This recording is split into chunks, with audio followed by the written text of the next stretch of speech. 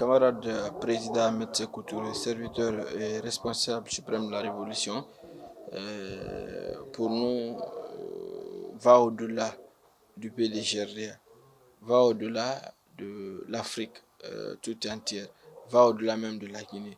C'est un citoyen du monde. Et de tout ce qu'il a pu faire pour la Guinée, de tout ce qu'il a pu faire pour l'Afrique, et surtout de ses prises de position à l'international, cela effectivement a prouvé la capacité de l'homme noir. Cela a prouvé la capacité de l'Africain. Et c'est extrêmement important parce qu'à cette époque, les peuples africains étaient pratiquement, si vous voulez, déstructurés.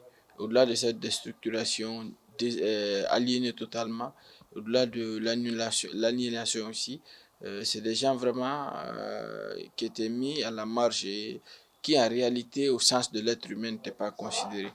Donc il a fallu ce courage du président Ahmed Sékou Touré pour tenir tête face au colonialisme français et faire accéder la Guinée avec tous ses compagnons à l'indépendance. Donc pour nous aujourd'hui, il est le symbole vraiment, ou tout au moins un artisan de la libération continentale. Et il est le père fondateur de la nation guinéenne, artisan de la libération de l'Afrique tout entière. Tu sais, le monde, c'est un changement. Un homme meurt, mais il laisse, s'il a des bonnes idées, il laisse ses bonnes idées. Ce sont ces bonnes idées-là que nous aussi, le PDG a été sanctionné 8 ans après la mort du président Ahmed Sékou Touré, par méconnaissance, ou alors parce que les ennemis ont surplombé la Guinée. C'est ce que moi je peux dire. Et jusqu'à présent, on n'a pas pu avoir un Sékou Touré. Non, c'est pourquoi nous souffrons aujourd'hui. C'est pourquoi les enfants chôment aujourd'hui. C'est pourquoi ils ont sacrifié la jeunesse. C'est pourquoi ils ont fermé la fonction publique pour la jeunesse. C'est pourquoi il n'y a plus de travail. C'est pourquoi il y a la famine. Mon fils, le président Sékou Touré est parti avec sa connaissance. Ça, il ne peut pas le laisser, parce que ça, c'est lui-même, ça vient de lui-même. Mais les bonnes idées, il a laissé. Nous représentons ces bonnes idées-là, ici, aujourd'hui. C'est pourquoi le PDG n'est pas mort. Sinon, le PDG allait mourir à sa mort. Mais si tu vois que jusqu'à présent, nous continuons, et la jeunesse est la force aujourd'hui du PDG RDA, c'est parce qu'il a laissé le vrai. Il n'a pas menti. Peut-être ce qui s'est passé, il faudra certainement comprendre le contexte. Il y a eu les événements du 3 avril 1984 et ça, le président Ahmed Sékou Touré est décédé le 26 mars, quelque temps si tôt. Ensuite, il y a eu les événements du 3 avril 1984. Bon, 3 avril 1984, vous imaginez un peu, c'est la prise de pouvoir par l'armée. Le parti a été interdit, dissous, les instances dissous, les biens du parti ont été spoliés, matériel comme immatériel. Et au-delà, vous avez même les cadres du parti, la direction, l'élite du parti, pratiquement, je dis souvent ce mot, mais avec beaucoup de peine, a été décimée. Et alors qu'en réalité, les événements de 85 qui n'avaient rien à voir avec les événements de 85. Et ça, parlant du coup d'état raté du colonel Djara Traoré. Donc voilà un peu un contexte plus particulier, singulier, que le PDG a traversé et qui est tout à fait différent des autres formations politiques, les autres RDA, un peu dans la sous-région. Donc voilà quelque chose qui a vraiment handicapé la marche, l'évolution du parti. Et imaginez, le parti, ce n'était pas juste pour un mois ni pour 2 mois, c'était pour 8 ans. Et alors que quand vous prenez la période 58, on aura tout reproché du PDG, on aura tout reproché du responsable suprême de la révolution, camarade Ahmed Sékou Touré, mais il n'y a eu aucun décret qui interdit un parti politique ou qui dissout un parti politique. Non, ça n'a jamais été le cas. Donc en 95, cela a été fait contre le PDG, 8 ans. Pas de ressources humaines, pas de ressources matérielles, le parti dissous. Et voilà, qu'en quel état nous avons pratiquement repris la marche. Et donc, je dis que le parti naquit de ses cendres le 1 autre 3 avril 1992, soit après 8 ans. Donc, de 92 jusqu'à maintenant, en 92, c'était la relance. Et Dieu merci, nous avons pu faire cette relance. Il y a eu le 13e congrès, en 2009, il y a eu le 14e congrès. Et aujourd'hui, nous avons pu tenir le 14 mai passé le 55e Conseil national de la Révolution, c'est qu'on appelle le CNR, qui est vraiment l'instance entre deux congrès, qui réunit toutes les structures du parti. Et j'avoue que nous ne sommes plus en phase de relance, mais sommes plutôt dans une offensive de reconquête du pouvoir d'État qui nous a été retiré par les armes. Donc aujourd'hui, le PDG est en train de mieux se reconstruire, de renforcer ses positions. Et je crois que c'est ce qui nous réunit tous en tant que jeunes responsables militants au niveau de notre grande formation politique. Donc, pour nous, encore une fois, le seul devoir que nous avons vis-à-vis de cette nation, vis-à-vis de la mémoire du président Metsé Touré, c'est la reconquête du pouvoir d'État. Et sur ce, nous continuons donc sur cette marche. Certaines personnes qui le qualifient de tyran, et très malheureusement pour eux, et c'est ce que j'ai l'habitude de dire, c'est que ceux qui vilipendent la mémoire, il est un être humain, hein? Voilà, il peut être critiqué, on peut dénoncer sa politique, on peut même être contre sa ligne idéologique politique, cela est tout à fait normal, c'est l'essence même du progrès ou du débat démocratique que nous acceptons, qui ne nous dérange en aucun cas. Mais lorsqu'on veut maintenant porter atteinte à la dignité de l'homme, lorsqu'on veut porter atteinte à la mémoire même de l'homme, parce que nous ne le voyons pas aussi en tant que seul leader du PDG, il a incarné toute une valeur pour l'humanité, il a incarné toute une valeur pour l'Afrique, il a incarné toute une valeur pour le peuple de Guinée. Donc, pour cette reconnaissance morale, nous devons tout le respect. L'autre côté qui est débat contre on peut bien le mener. C'est pourquoi quand nous voyons des gens qui le traitent de tyran, qui le qualifient de tyran, nous disons très clairement que c'est dommage pour ces personnes. Parce que quand ils le disent, soit c'est par mauvaise foi, soit par méconnaissance. Par méconnaissance parce qu'ils ne connaissent pas l'histoire du PDG. Par méconnaissance parce qu'ils ne connaissent pas le combat, l'essence même du combat du président Metsé Touré.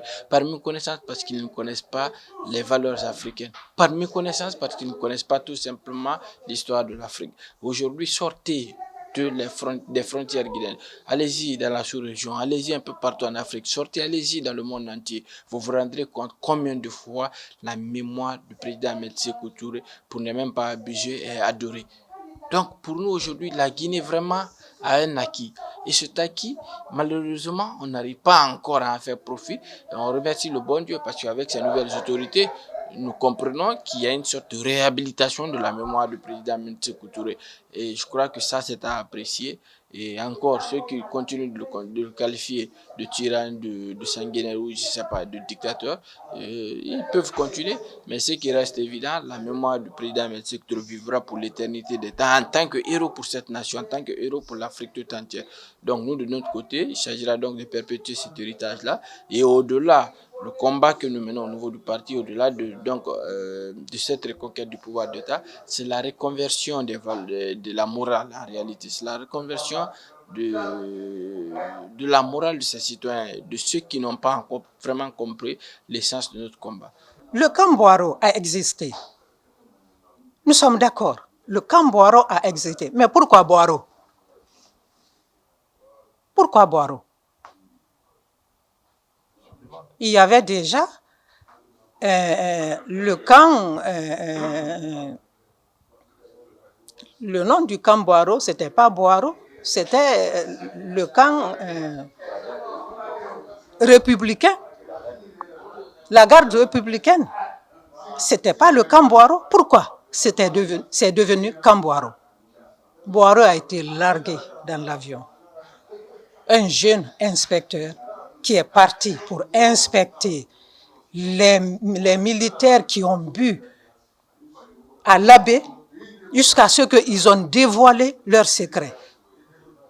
Nous allons cravater le président de la République. Cravater, ça veut dire quoi? Le pendre. Vous comprenez ça? Ce jeune était parti pour inspecter qu'est-ce qui se passait à l'abbé Il n'a pas pu les gérer, donc il fallait les embarquer dans l'avion pour venir avec eux, ici à Conakry. Ils se sont déchaînés dedans, ils ont envoyé, ils ont jeté le jeune dans l'avion. Il a tenu l'avion, ils l'ont coupé la main pour le laisser. Ça, c'est pas un crime? C'est un crime. Quelqu'un qui trahit son peuple largue un jeune inspecteur. C'est pas un crime? C'est un crime. Le Boireau a reçu les gens qui ont trahi le peuple de Guinée. Et ce n'est pas le président Ahmed Sékou Touré qui les a exécutés, c'est le peuple de Guinée qui les a exécutés. Aujourd'hui, j'ai mes 67 ans. Donc, j'ai connu le temps du président Ahmed Sékou Touré. J'ai connu. Un exemple, Teli Diallo. Teli Diallo, c'est sa femme qui a dénoncé Teli. Sinon, depuis, Teli n'a pas n'a pas lutté pour la Guinée, non. C'est l'indépendance qui a choisi Teli de représenter l'OUA, d'aller représenter la Guinée. Est-ce que vous comprenez? C'est l'indépendance qu'il a choisi. Mais depuis qu'il est là-bas, on ne faisait que raconter des trucs sur lui. Ah, Teli fait ça, Teli fait ça. Le président disait souvent que laissez Teli tranquille parce qu'il est intellectuel, vous voulez en finir avec lui. Mais c'est sa femme qui est allée présenter ce problème-là au président Ahmed Sékou Touré en fin de compte. Le président l'a pris, il l'a mis en prison. Mais ce n'était pas pour l'exécuter parce que une fête de l'OUA, le président voulait le libérer. Il a dit aux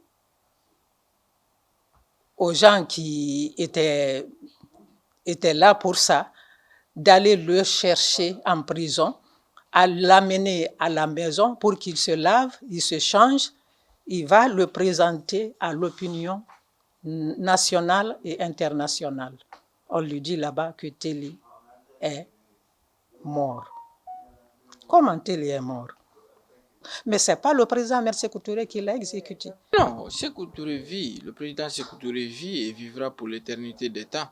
Nous, on ne peut pas refaire vivre le président Ahmed Sékou Touré pour tout son combat qu'il a mené. Comme lui-même, il le disait très brillamment, l'homme ne vit que par ses actes. Et quand on parle d'actes, il s'agit vraiment d'actes positifs, d'actes conséquents qu'on pose pour le progrès de sa nation, pour le progrès des peuples. Et pour nous, ces actes font vivre le président Ahmed Sékou Touré. Donc, pour nous, la revendication, même, comme je le disais, va au-delà du PDG, parce qu'aujourd'hui, vous avez au-delà des partis politiques beaucoup de citoyens du monde pris de justice, de liberté, de dignité, qui revendiquent donc cet héritage-là.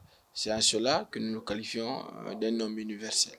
Donc, pour nous, vraiment, l'homme vit à travers ses jeux, et vous comprendrez que au-delà du chef d'État qu'il a été, c'était aussi vraiment l'autodidacte, un écrivain. Et il est rare de voir des chefs d'État qui ont à leur actif plus de 28 livres, enfin, on appelle les tomes, plus de 28 tomes, des centaines de revues RDA, et qui sont donc consacrés à sa pensée, à sa philosophie, à sa doctrine révolutionnaire, qui est aujourd'hui l'essence même fondamentale de la lutte du PDG et qui est aussi l'essence même de notre doctrine. Parce que pour nous, il n'arrête pas de nous inspirer autant dans ses écrits, autant dans ses actes.